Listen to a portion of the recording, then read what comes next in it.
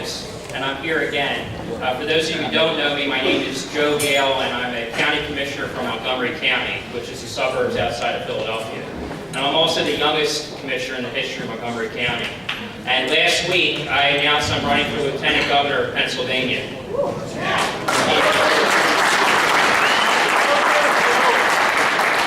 In 2015, I ran what was considered the biggest upset in the 2015 election cycle in Pennsylvania. I overcame the odds, and I beat the establishment in the third largest county in population in the state. And I ran against the party because the Republican Party of Montgomery County had the nerve to endorse a former board member of Planned Parenthood for county commissioner, the Republican Party. So I ran in the primary against the party, and they said, "You're too young, you're never going to win. You need $1 million, you're never going to win. Those religious zealots that hold the signs up on the street corners aren't going to help you win," but we won. And all the entrenched insiders did everything they could possibly to make sure I lost. And it was a grassroots upstart. And one of those insiders is also running for lieutenant governor, and his name is Jeff Bartos. And Jeff Bartos is also from Montgomery County, and he issued the first sample ballot in the general election in 2015 that excluded my name. And in return, the Democrats maintained majority of the county courthouse. Also, for 17 years, he's been donating to Democrats, dating back to 2000, which was Ed Rendell. He's donated to Dwight Evans, a Democrat congressman that replaced Shaka Fatah in Philadelphia. And recently, in 2016, in his wife's name, he donated to Josh Shapiro, our Democrat Attorney General. So he parades around the state as if he's Mr. Conservative Outsider, and it's a fraud. In truth, he's an entrenched insider. And he's the type of individual that, if elected to Harrisburg, will collude with Democrats, and we've had enough of that. And I know I don't have a lot of time, but in 2014, Tom Corbett was the only incumbent governor in the continental states. Alaska, the incumbent governor lost, but Tom Corbett was the only incumbent governor to lose re-election because their legacy was the Corbett gas tax. Here in Pennsylvania, we have the highest gas tax in the whole entire nation. I fought aggressively the vehicle registration fee increase in my county. That was a provision of the Act 89, that gas tax bill. But they failed to uphold traditional marriage between a man and a woman. They failed to uphold voter ID law. They failed to reform the pension system. They failed to privatize the liquor stores. They didn't get paycheck protection. The list goes on and on and on. They failed to do what we sent them there to do with a Republican governor, a Republican state house, and a Republican state senate. If I'm elected, I'll be a solid conservative that will hold the Rhino Republicans accountable and shake things up in Harrisburg. Thank you very much, and God bless.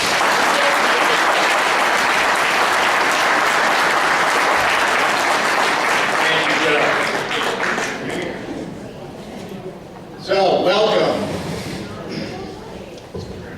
If you would, please join me in a prayer. Heavenly Father, please be with us this evening as we celebrate a new sense of hope for our country under the leadership of President Trump. Father, give us the strength to fight the forces of evil and corruption. Give us the energy to work tirelessly at electing honorable, incorruptible people. Give us the patience and understanding that all candidates are human and therefore imperfect. Most of all, Father, guide us as we are your soldiers and seek to do your will. Amen. Amen. And if you rise for a pledge. I pledge allegiance to the flag of the United States of America and to the republic for which it stands, one nation, under God, indivisible, with liberty and justice for all. And if you would remain standing.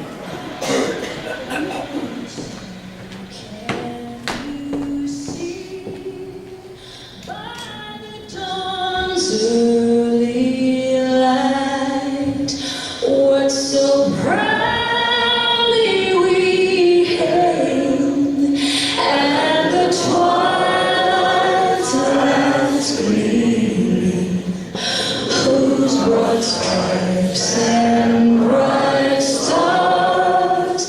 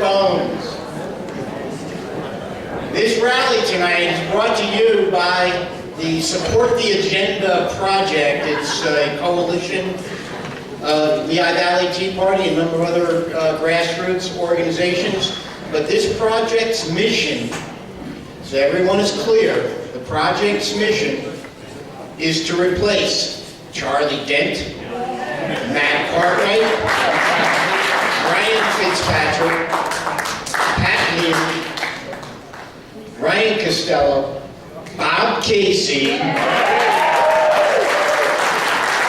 Tom Wolf. That's a rather tall order for a very small group, so we all have to work very hard. The agenda, a lot of people are asking, what time do we start? Well, we put it out in voicemail, email, website, agendas on the table. We start at 7:30, so I think we're good. You have to listen to me for 20 minutes, and then Congressman Barletta will come up for a half hour, and then we'll have 10 minutes of Q&A. At the end, we're going to ask everyone, there are forms on your table, so you can start filling them out now if you wish. These are campaign volunteer sign-up forms. You'll fill them out, and you'll leave them up front. This is the Barletta campaign table. It's empty right now. At the end, we expect to see it filled with these sign-up sheets. Thank you. I'd like to acknowledge some special guests this evening. Lee Snover, and if you would, please stand quickly. We're not going to ask everyone to say anything, but a quick stand and round of applause, please. Lee Snover, Northampton County Republican Committee Chair. Bill Bockenberg, is Bill here? Okay, Bill Bockenberg is NRA Director and co-owner of Lehigh Valley Clays. Joe Dale, we already heard from Joe, but if you would, please stand, Joe. As I let you know, he's current Montgomery County Commissioner, and as he states, he's candidate for Lieutenant Governor. Scott Eulinger. Scott, I don't think is here tonight. Scott is a former CIA station chief and candidate for PA 15, that's Charlie Dent's seat. Scott was going to be here, but I know the demands are high on these candidates, and I think last minute thing has come up, so he's unable to be with us. But he does have a representative here, Kyle, I think, is around. So please see Kyle. Oh, Kyle, okay, thank you. Please see Kyle. Dean Browning. Round of applause, please. He was a former Lehigh County Commissioner, and he too is a candidate for Charlie Dent's seat. Thank you, Dean. My pressing business is here tonight. Thank you. Michelle Christian. Michelle is a good friend, Bucks County Attorney, Vice Chair of People's Insurance. Ron Bolts. Ron is President of Pennsylvania Regional Alliance. This is the group that is working so very, very hard for HB SB 76. Dean Malik. Dean is an attorney. He is also a Marine and candidate for PA 8. That's Brian Fitzpatrick's seat. So thank you very much for coming up, ladies. Carlo Grilletto. Carlo's a good friend, Vice President of Pennsylvania Society. He's the second Mike Priest, I don't believe Mike is here. He sends his regrets, but he may stop by later. Mike is a Dauphin County Committee Chair and is also a candidate for Charlie Dent's seat. Dave Brown is a Lehigh County Commissioner.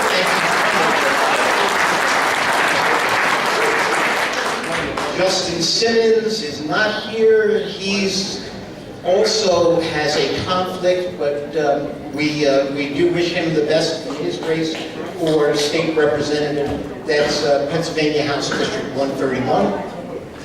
Joe Billy. Joe Billy is a U.S. Navy veteran and that's Pat Mianci. Thank you for coming up, Joe. These, I've asked these candidates from these other districts to come because, we have to help these guys. They're grassroots candidates out there going up against the establishment.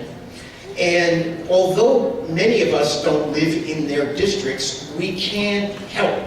We can donate, we can go down, we can knock on doors. There's nothing that stops us from doing that. So please get to know these two guys. They really, really need our help. These are tough incumbents to beat. And they're not going to beat them without our help. Shanine Allen. Shanine, where are you? Shanine is a Second Amendment activist, and she is the face of national reciprocity. Thank you very much for coming up. Jack Posobiec. Many of you do know Jack very well. Jack is, and this comes out of Wikipedia, it says that Jack is an American alt-right internet activist, author, conspiracy theorist, journalist, and I say he's a huge pain in the ass to our opposition. And that's how we like it. Jack has a book. Jack's going to sign books at the conclusion, so please be sure to stop by and get them. Now we have a special thank you and endorsement from one Michael Cutler. Michael is a former INS senior agent. He's a Fox News star. He's a frequent guest on Gunfire. And he's a very good friend of Lou's. Lou did not know that he was coming. Michael, would you come up, please, and sit down?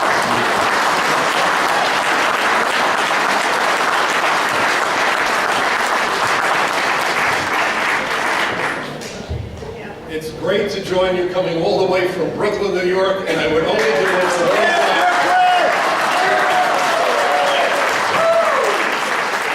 Lou Barletta, as we would say back in Brooklyn, has real chutzpah. This is a guy who was the first mayor to enact immigration ordinances not out of racism, bigotry, the usual nonsense, but out of concern for the safety and the lives of the people in the town that he represented as mayor, Hazleton. I was Lou's final witness at this trial that was held, and I want to just lay waste to a couple of mythologies that are totally wrong, and that's why I support you without any reservations, Lou. Immigration laws have nothing to do with race, religion, or ethnicity. I am first-generation American. I'm Jewish. My mom came here ahead of the Holocaust. Her mother, my grandmother, was... Thank you. My grandmother, for whom I was named, died in the Holocaust. America has always been that shining beacon where people from around the world wanted to come here to prosper, practice religious liberty, and feel safety. I still stand very much by that. As an immigration agent, I was not anti-immigrant, I was pro-enforcement, and those laws are simply about keeping out aliens who pose a threat to public health, public safety, national security, and the livelihoods of Americans. And that's why those laws are so important, and that's why what Lou did, basically, in writing history, by being the first mayor to act the way he did, is so important.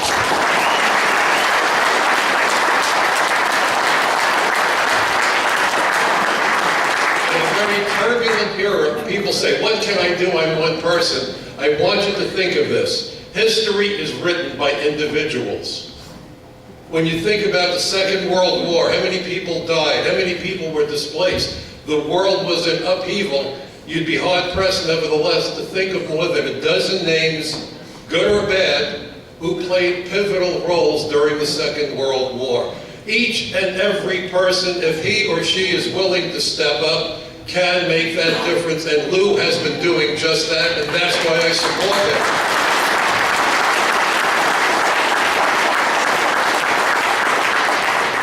And for the record, full disclosure, I'm registered as a Democrat. I can't tell you the last time I voted for a Democrat. I think the wheels came off their wagon.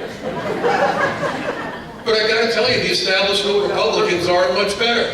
I support candidates not because of the R or D after their name, but because of who they are and what they stand for. And this is only the second time that I've ever participated in a campaign to endorse a candidate.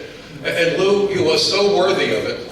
It is such a privilege and such an honor to come to Pennsylvania. Beautiful drive other than the traffic. I thought they were going to give out parking tickets, stay here and take out your sleeping bag. But it was really worth it, and my enthusiasm only got stronger as Allentown got closer on the road. So I don't want to take up your time, but I want to thank all of you for being here, supporting the candidates, but in particular supporting what I hope will be the newest member of the United States Senate, my good friend Lou Barletta.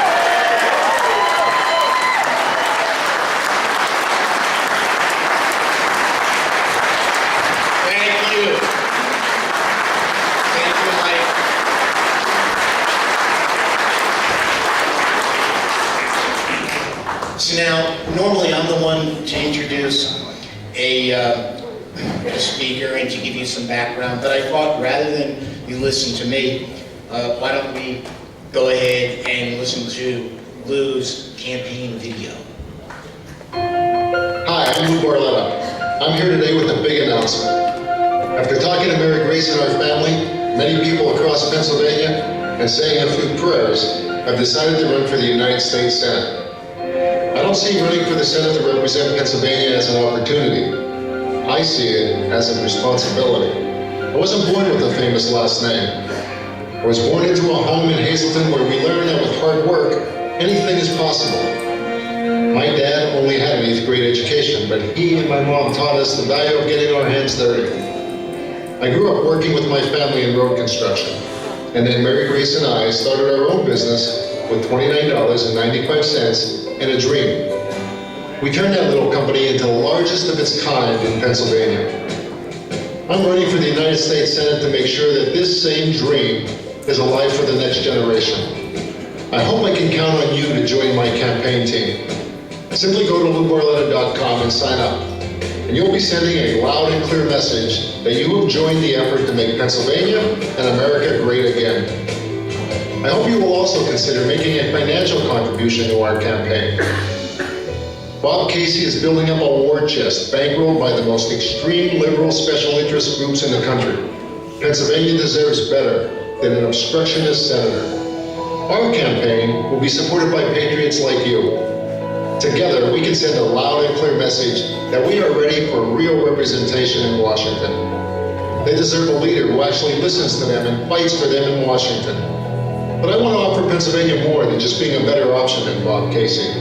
I want to be the type of senator that you can be proud of, confident that I will always put Pennsylvania's interest first, and assured that I will work relentlessly to give Pennsylvania a strong voice in Washington.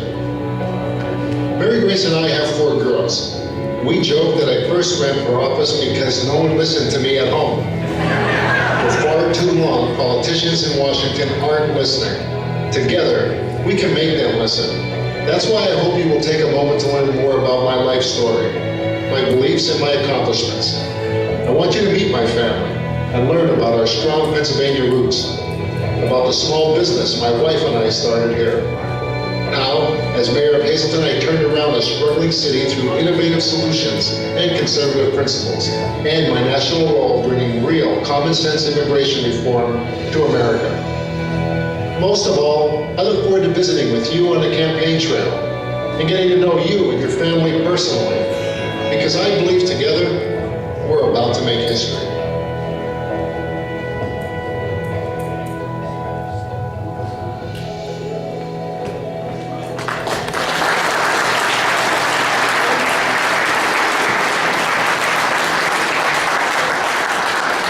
And now, before we bring up Lou, I have a surprise.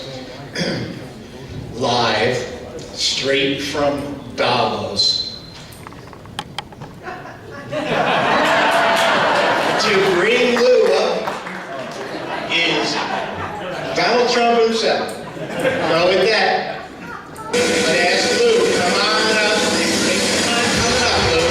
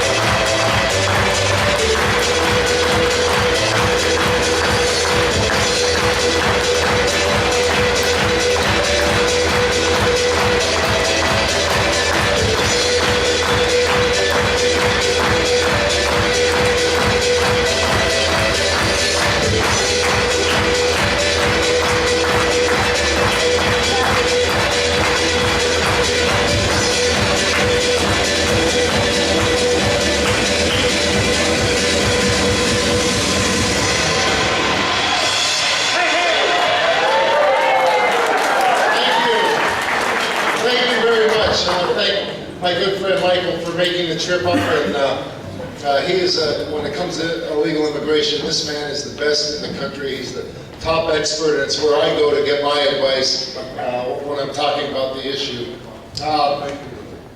Well, thank you all for coming out tonight and for being here. And I have to tell you, for me, this is somewhere that I never thought I would be. I literally hated politics growing up. I was sure I was going to play center field for the New York Yankees. That's what I was going to do. My father was very involved in politics. He was a city chairman, a Democrat city chairman in Hazleton. And I remember as a little boy, politicians coming to our house, wanting to talk to my father, wanting his support. And I thought, what a waste of time. I'm never going to do anything like that. My family was in the road construction business. My father had 6 other brothers, large Italian family, very rough, very tough. That's where I got some thick skin from them. You know, I was called names and heard language that today is nothing like where I grew up on the construction company. But you know, my family, they had like 40 boys, and we all had to work in the construction company. So I really thought that that's what I was going to do with my life. I was going to be no different than my 3 brothers and all my cousins, and I would grow up and work in the family's construction business, and that would be it. But no one in my immediate family had gone to college, and I wanted to make my mother and father proud, and I would be the first of our immediate family to go to college. So I went to Bloomsburg, it was Bloomsburg State College at the time, to study elementary education. And it was there where I married my wife, Mary Grace. And while I was in my 3rd year of college, I got a letter in the mail that I was invited to a special tryout with the Cincinnati Reds. Now this is what I really wanted to do, is play baseball. And I had the tough decision to go to my father and tell him that I was going to quit school and go play baseball. So it took me a while to get the courage to finally tell him, but one day I did, and I was surprised and shocked at what he said when I told him. He said, "Don't be afraid. If there's something you ever want to do, just go do it." And I was so relieved, and I asked him if he would tell that to my mother, because I didn't think she would feel the same way. So I left school, went down to Florida. I played baseball that whole winter, and it was great. Unfortunately for me, the Cincinnati Reds claimed that I could not hit a curveball, and that was a problem for them, so they sent me home. I don't know what the big deal is. There's other pitches you can hit. They thought a curveball was pretty important, so that was that. I ended up going back to the family's construction company. I have 4 daughters today, and by this time now I had 2 daughters, my first 2 daughters, and I was really unhappy with myself. You know, I felt like I had let myself down. You know, I didn't accomplish anything that I wanted to. I went to college and didn't graduate. I went down to play baseball. I got sent home. I ended up right back where I started. I was right back at square one, back in the family's construction company, and really not sure what I was going to do with my life. I couldn't go back to school because I needed money, because I had a family at home. And one day I got this card in the mail for $29.95. You can stripe your own parking lot. You can paint lines in on a parking lot. And I kept the card in the desk, and one day I got a great idea, and I went home and I told my wife, I said, "Listen, I've got a great idea. I'm going to quit my job, and we're going to start a line painting business." Now, she should have left me that day. And she said, "But what do you know about line painting?" I said, "Well, not much. I know there's yellow lines in the middle. I know there's white lines on the edges. I know what wears out." And she said, "We don't have any money. We can't start a business." I said, "I knew you were going to say that." And I whipped out the card and I showed her, "Look, for $29.95, we can start it." So for $29.95, what you get is a case of aerosol cans. This little machine that you stick the can in. And I remember hiding in the bushes when cars came, because I was ashamed to show them what I was using to paint the road. And one day I just went home and told my wife that like, we need a real machine. I don't even think it's legal what I'm doing. So I walked into a local bank, told them about my dream and my idea, and I walked out with a $2,500 line of credit. Now, that's not a real lot of money, but it was enough to get me started. It was enough for me to go out and buy a machine to paint lines. And I tell that story because that would never happen today. Because of Washington, just because you have a dream, doesn't mean that you're going to go into a bank and come out with anything to get you started. We have taken away, Washington has taken away the entrepreneurial spirit of this country. Dreams of people who, just like myself, who dreamt of starting a business, was able to do it because of my passion for what I wanted to do. Washington has taken that away. And that's when I really started to pay attention to what was happening and how politics and government matters. And from that little machine that I bought for $2,500, I bought another machine, and we made some money, and then I bought a truck, and then we bought another truck, and then we bought another truck. And in 5 years, our little business grew to be the largest in the state of Pennsylvania. And when I sold the business, when I became mayor, it was the 6th largest of its kind in the country. And it literally was an American dream. Literally, it was an American dream come true. My wife and I just having an idea and starting and going out and making it happen. I also didn't like what I saw while we were growing this business and raising our family. I didn't like the politics in Hazleton. The mayor and city council were fighting all the time. The headlines were very negative. You know, Hazleton was really a joke to many people because of the politics there. It was so bad, one day a city councilman was beat up by the highway foreman in City Hall. He was beat up so badly that he was taken to the hospital. On the front page was a picture of a city councilman with his face bleeding. And I really thought this was bad. Businesses were leaving Hazleton. Nobody wanted to be there. I was raising my family and growing a business. So I went to the local politicians and I said, why can't you run government like a business?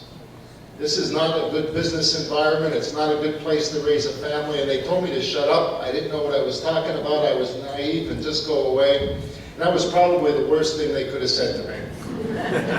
I put my name on the ballot for city council. They came to me. Hazleton is a city that's 2-to-1 Democrat. And they came to me and they told me that I had to change my registration, that I could not run as a Republican and win. I said, well, we'll see, and I won.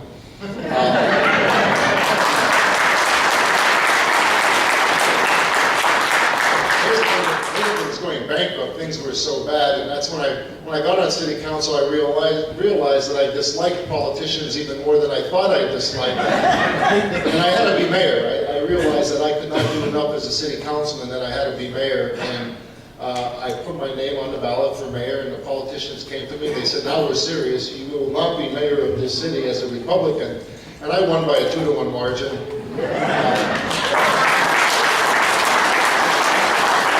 Then when I ran for re-election in my second term, I won by a 4-to-1 margin. And when I ran for my third term of mayor, I won with 90% of the vote in a city that is 2-to-1 Democrat.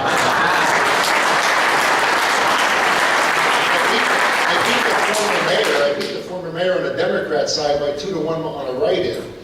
And it just goes to show you that it doesn't really matter. If you stand up for what's right, and you stand up for the people you represent, it doesn't matter what party they're in. People want somebody to lead that has the courage to stand up. And you know, this is where you may have heard of me. So, you know, Hazleton was bankrupt, and we had like a $1.2 million deficit. It was only a $7 million budget. It was a small budget, but we had a terrible deficit. So, you know, by using some business principles and working together and working with city council, in 2 years we were able to turn Hazleton around. We went from a $1.2 million deficit to a $500,000 surplus in just 2 years. Things were going good. People were moving back. Businesses were moving back.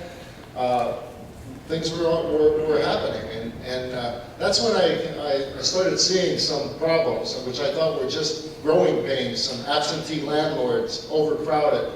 Some more crimes were coming into the area. Hazleton was a pretty quiet town growing up, but things were beginning to happen. And this is where I had my first introduction into illegal immigration. I was called to an apartment back in 2001. The apartment had 9 men who were sleeping on mattresses on the floor. There were cockroaches in the refrigerator. This apartment wasn't fit for animals, yet all human beings who were being exploited. All 9 men were in the country illegally. We called INS, it was still INS at the time, before it was ICE. And they told me to just tell these people to move on, get their mattresses and move on. And I didn't understand that. I didn't know why. And I thought, why Hazleton? Why would these people be coming, people who are in the country illegally be coming to Hazleton? We are 2,000 miles away from the nearest southern border. This is not a place that you would expect that to happen. But that would not be my last encounter with illegal immigration. Very shortly after that, it was October in 2001. It was a Friday night. And Friday nights in October are a big deal in Hazleton. It's high school football night. And high school students would go to the game, and then they would hang out downtown at a local pizzeria. And this Friday night was a little bit different.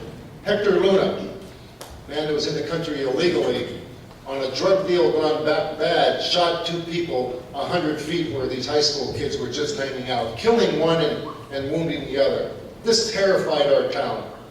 Now, Hazleton was a town that might have 1 murder every 7 years, and the 6 years in between, everyone would talk about that 1 murder. And again, we went to the Dominican to find Luna and bring him back to the United States, and he was in the country illegally, and that wasn't our last encounter with illegal immigration. More and more times we were having incidents, and through investigations of the police department, we were finding out that we had an illegal immigration problem. Our population in Hazleton grew by 50% during this time, which is a huge growth for a city, but our tax revenues stayed the same. Now imagine having 50% more people, but no more revenue to provide services. Our police department was stretched beyond its capacity.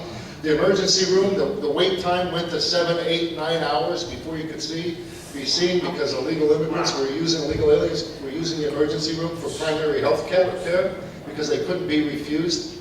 Our schools were being overcrowded. To show you how fast it happened, in the year 2000, English as a second language in Hazleton, the budget was $500. 5 years later, it was $1.5 million. So, we had a problem that I needed help with. So in December of 2005, I went down to Washington and met with the Department of Justice. I went with my chief of police and my city administrator.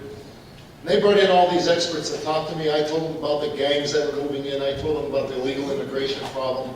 I told them how I needed help. We didn't have the wherewithal to deal with this problem. This was a problem that we didn't create. We needed help from the federal government. And they were great. They brought in experts all day long to talk to us. And at the end of the day, I got this nice coffee mug. I got a lapel pin. I got a pat on the back, and they sent me home. Amen. And I remember my ride home, how disappointed I was. How disappointed I was in our government. This was a government that created this problem, and they didn't give a hoot on how we were going to solve it.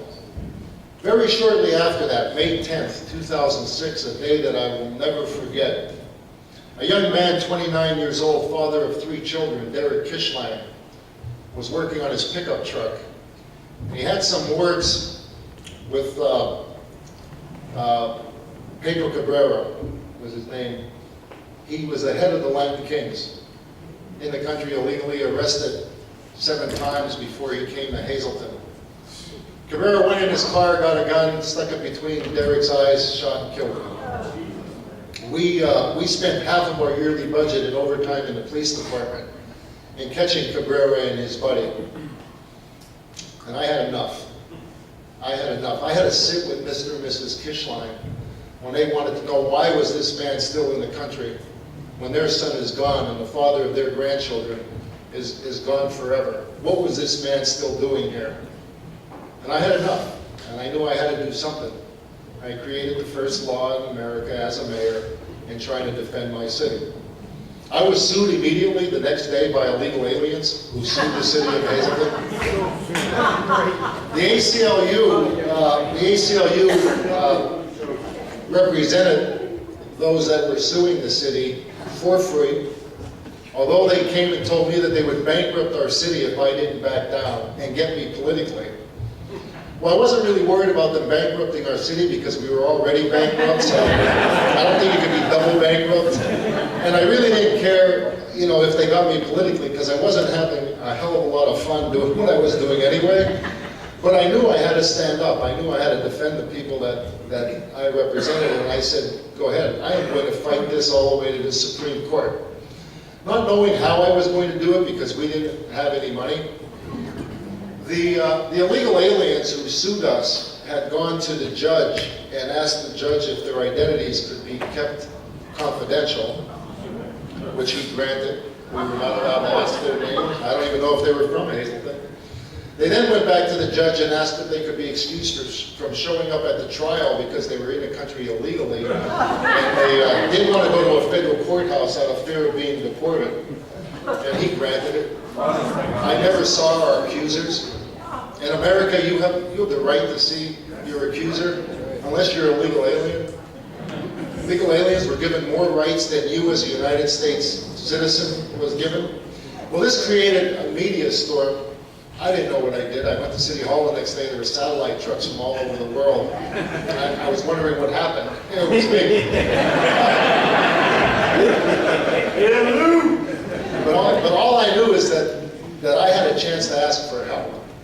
And I created a defense fund. It was called Small Town Defenders. So every interview I did, at the end of the interview, I would say very quickly, and if you want to help the city of Hazleton, you could send a donation to Small Town Defenders. And it was amazing. The next day, the mailman came into the mayor's office with bags and bags of checks. I sat on the floor like a bride on a wedding.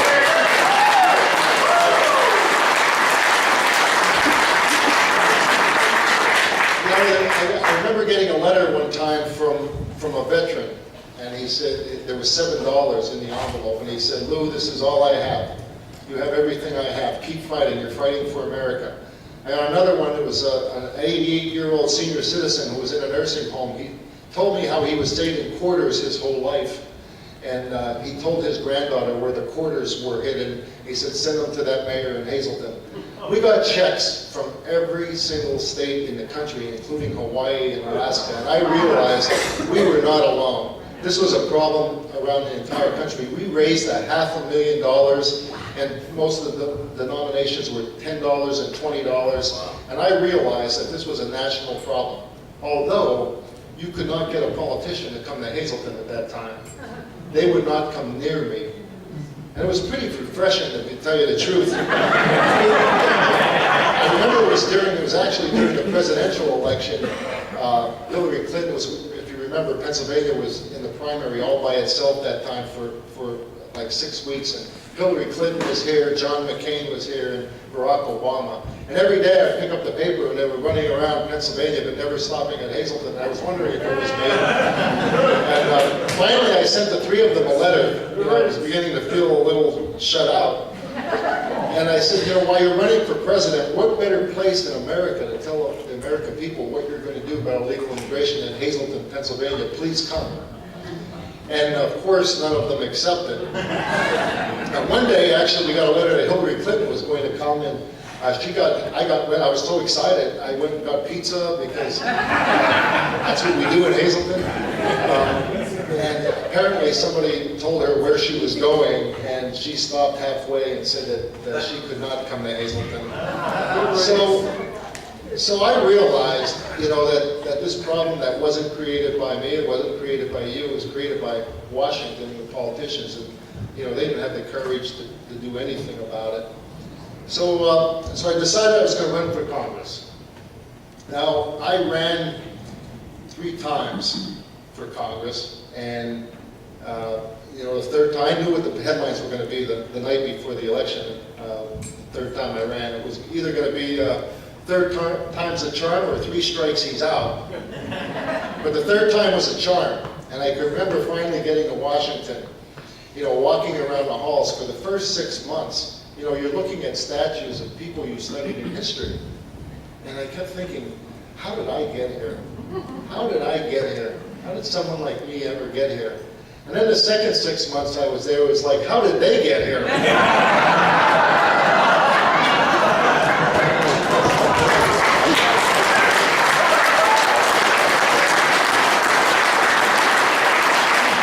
So I was pretty frustrated with being there. You know, I was always somebody that found a way to get things done. It didn't matter if you're Democrat, Republican. When I was a mayor, you had a job to do. You represent people. You do what's right. You don't do what your party tells you. You do what's right for people, and you get it done. A good day for me is not making somebody look bad. A good day for me is actually accomplishing something for people. So after my first term, I was really frustrated. I was on 3 good committees. I was on Homeland Security, where I'm on border security and counterterrorism and intelligence.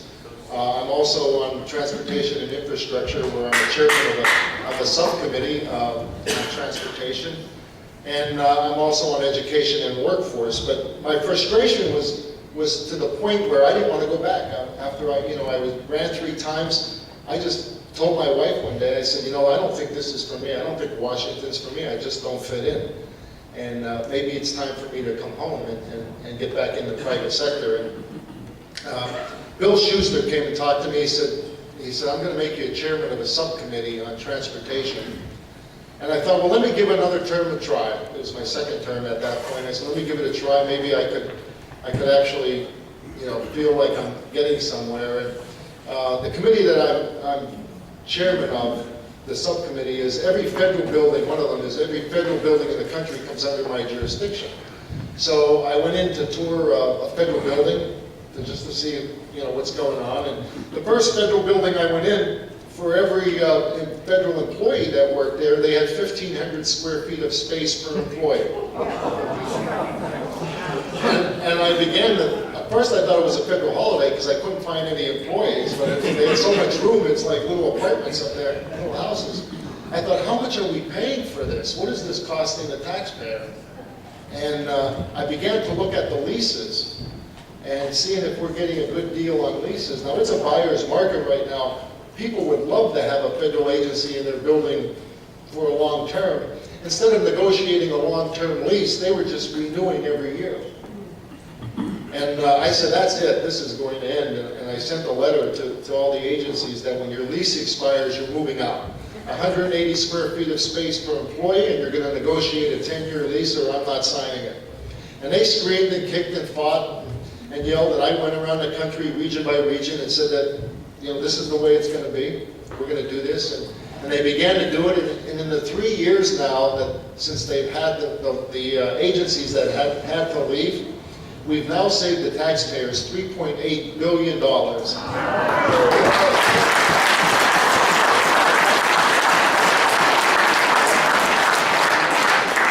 in spite of that, I just saw the dysfunction of Washington. And I realized one of the things that we need to do, we need to have term limits. People are in Washington.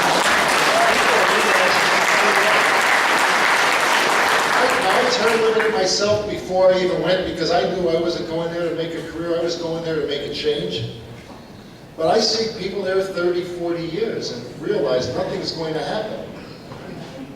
You know, back when I was mayor, I testified in front of Arlen Specter and Senator Ted Kennedy in Philadelphia one time. They had a judiciary field hearing about illegal immigration, and I went there. Being a naive mayor, I didn't know what I was going to, and I went there, and when I got there, they were picketing me outside, so they had to sneak me in the back. When I went in, people had shirts on against me on the inside.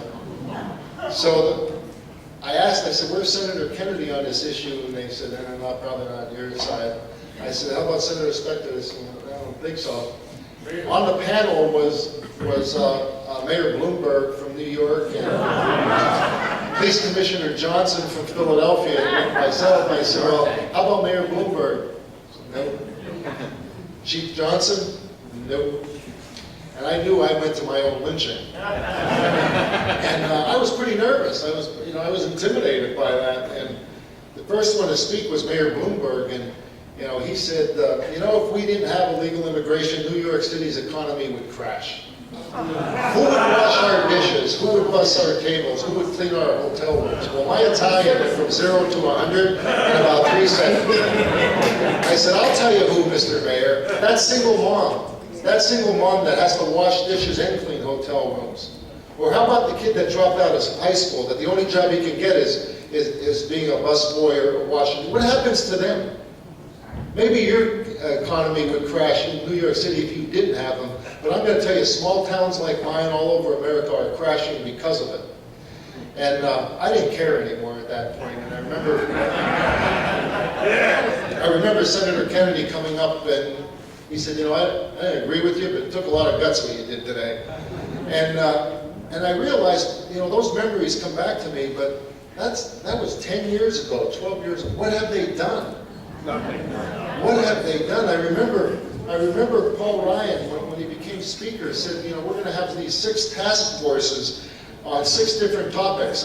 One on national security, one on health care, one on tax reform, one on reducing poverty. And we're going to go there and we're going to talk about, you know, about all these issues, and then we're going to come up with an agenda for the American people. And I thought, well, I'm here 6 years. I mean, we don't have an agenda? Shouldn't we have an agenda now? And I sort of got mad and wasn't going to go, but I wanted to go to the national security one because I'm so passionate about it. And when I went in, you know, there were some members and they were talking about, you know, we've got to secure that southern border. I'm thinking, thank God we have this task force. We never would have figured that out. You know?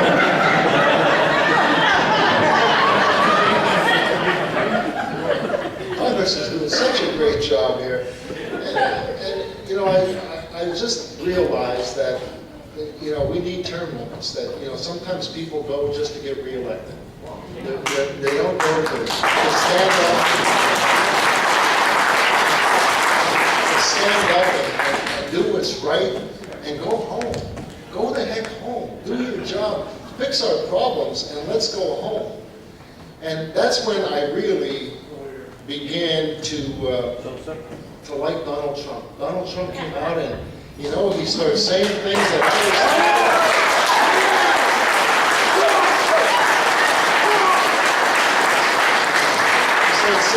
I was thinking, and he didn't care, and, you know, he talked about the wall, and I saw the attacks on him, and it reminded me of what was happening to me, and I went back to Washington, and I was all excited. Remember, there were 17 of them that were running.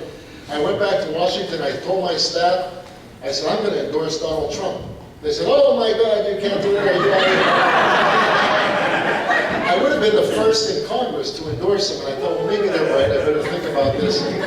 So another week, I come home and I get all fired up again, and I go back to Washington, and I tell my staff, I'm going to endorse Donald Trump. Oh, you've lost your mind, you can't do that. And then finally, I was with John, who's with me today. We were back in the district, and we're driving, and I said, John, I'm endorsing Donald Trump. Yeah, John. And he said, I don't care, but wait till I'm out of the car.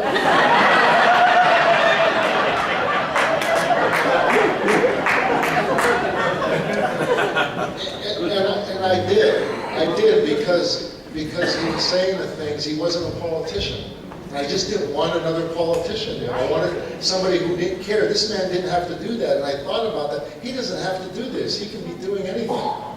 And he was a business guy. And he wanted to drain the swamp. And I wanted the swamp drained.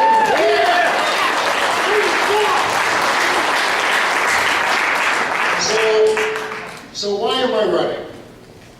Why am I running? That's what people ask me all the time. Why are you going to do this? Why would I do this? And I thought about it. Why would I? I'm on 3 good committees, right? I worked hard to get this seat. Because of redistricting, I could probably hold this seat for as long as I wanted to. But that wasn't the reason I ran in the first place. You know, after I ran the second time, I wasn't going to do it again. Then I became a grandfather. And when Gabriel Lewis was born, I began to worry about what was America going to be like for him. What was he going to grow up in? Was he going to have the same life that we had? And what was I going to do? Was I going to just run home and be afraid? And I decided that that's why I got to Washington in the first place. And One night I was in my apartment, and the phone rang, my cell phone rang, and it came up unknown. And I didn't answer it, because I didn't know who it was. Next call came up, Capital Operator. I never saw a call like that. I didn't pick it up, because I didn't know who that was. Next call was my chief of staff saying, will you answer the phone, the president's calling you.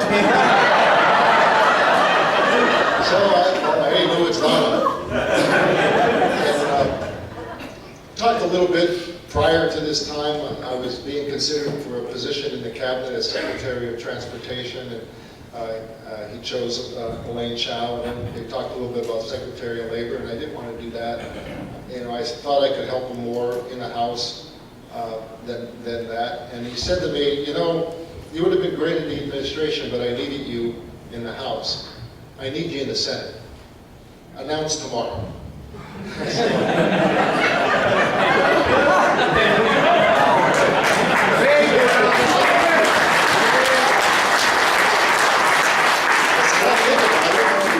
So what are you going to think about? When I get behind you, you're not going to lose. You know that, right? So I know that. I said, but I think I should talk to my wife. And he said, well, when we get off the phone, call her and then announce tomorrow.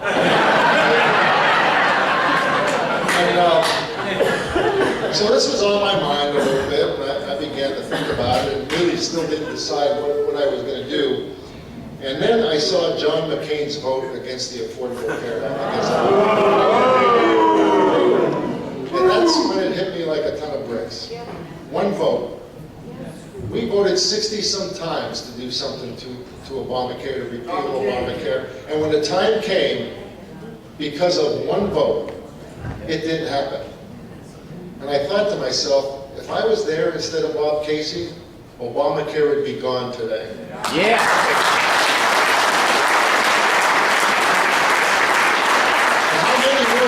Will there be one vote?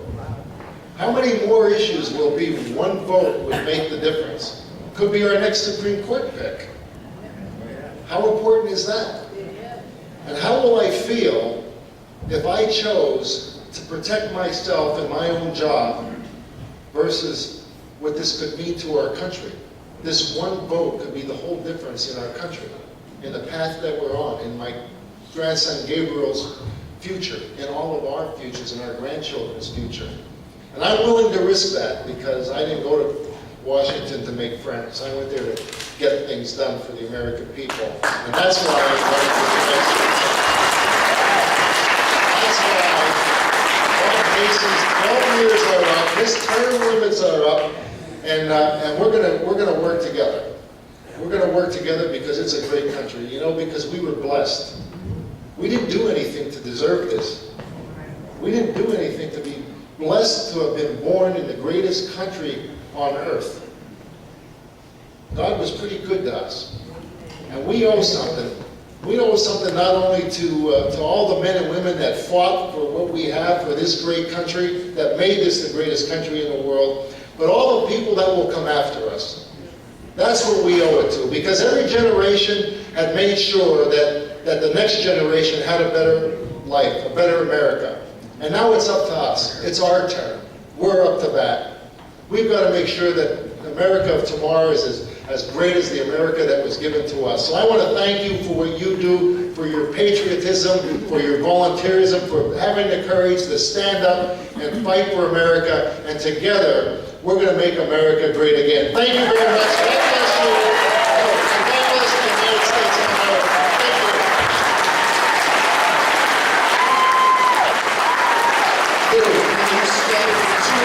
Two quick questions. We have mic runners. We can only get 2 questions. Lou's got to hit the road.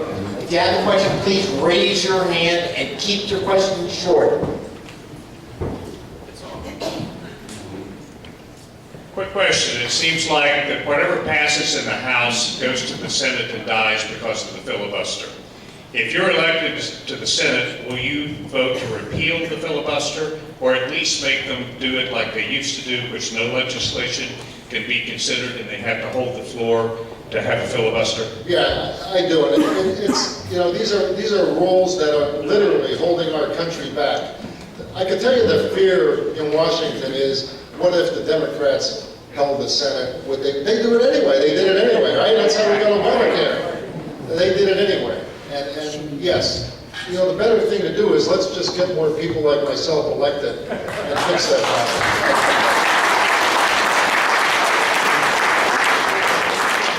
So, I know you don't need my help trying to get you elected. I just want to let you know that whatever you need, I'm behind you. I'll do whatever I need to do to help. I need your help. I need your help.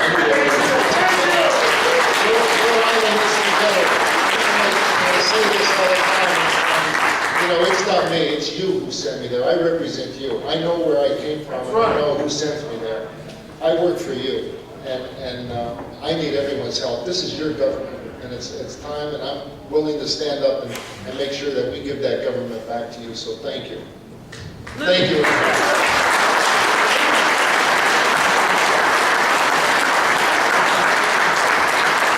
Thank you, Lou.